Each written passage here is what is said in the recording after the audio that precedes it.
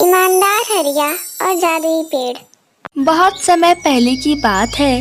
एक गांव में हरिया नाम का एक सब्जी वाला रहता था, जो बहुत ही लगन से सब्जी बेचा करता था और सब्जी बेच के अपने परिवार का गुजारा किया करता था।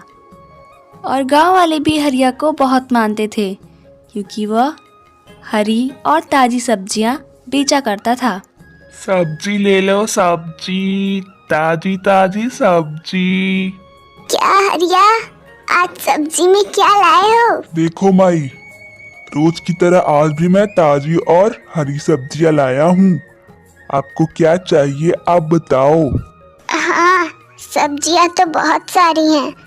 तुम ना मुझे 1 किलो टमाटर और 1 किलो ब्रोकली दे दो।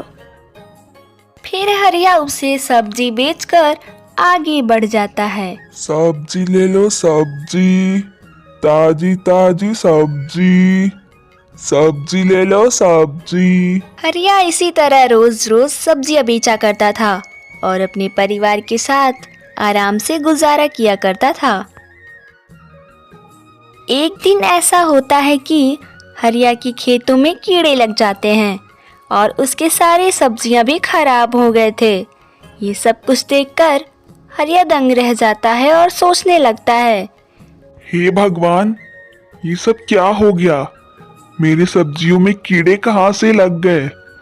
अब मैं क्या करूँगा? मैं सब्जियां कहाँ से लाऊंगा? फिर हरिया चुपचाप घर चला जाता है और सारी बात अपनी पत्नी गीता को बताता है। तो अब हम क्या करेंगे जी? हमारे पास पैसे कहाँ से आएगा? अभी तो मोनू की स्कूल की फीस भी भरने हैं।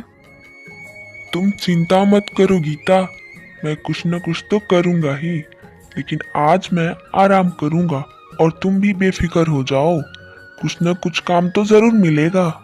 इतना बोलकर हरिया आराम करने लगता है और शाम होते ही वह पैसे कमाने के जुगाड़ में लग जाता है। चलते चलते रास्ते में उसे एक पेड़ दिखाई देता है और वह पेड़ को देखकर वहीं बैठ जाता है। हरिया पेड़ के नीचे बैठकर पैसे कमाने की सोच ही रहा था कि इतने में पेड़ बोलता है, हरिया, ओ हरिया, क्या हुआ? तुम इतने उदास क्यों हो? क्या बात है? यह सब सुनकर हरिया थोड़ी देर चुपचाप उस जादुई पेड़ का बात सुनता है और कहता है, अरे, क्या तुम बोल भी सकते हो? हाँ, मैं एक जादुई पेड़ हूँ और मैं तुम्हारी ईमानदारी और मेहनत को देखकर तुमसे प्रसन्न हूँ। बोलो तुम्हें क्या चाहिए? मैं तुम्हारी 3 इच्छाएं पूरी कर सकता हूँ। अच्छा, क्या सच में तुम मेरी इच्छा पूरी कर सकते हो? हाँ हरिया।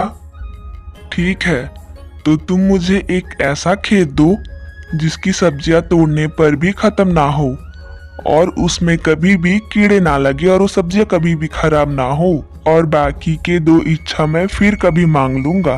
जैसे तुम्हारी इच्छा हरिया। जाओ, तुम्हारी इच्छाएं पूरी हुई। फिर हरिया वहाँ से अपने घर चला जाता है और घर पहुँचने के बाद वह सारी बातें अपनी पत्नी गीता को बताता है और उसके बाद दोनों सो जाते हैं। फिर सुबह होते ही हरिया खुशी के मारे अपने खेत में तुरंत भागता हुआ जाता है। अरे गीता, सुनती हो? मैं खेत में जा रहा हूँ, वहाँ से सब्जियां तोड़कर बेच कर आऊंगा। ठीक है जी, जाइए, जल्दी आइएगा। फिर हरिया खेत में चला जाता है तो देखता है कि उसकी सब्जियां बहुत अच्छी दिख रही थी और यह सब कुछ देखकर वो बहुत खुश हो जाता है।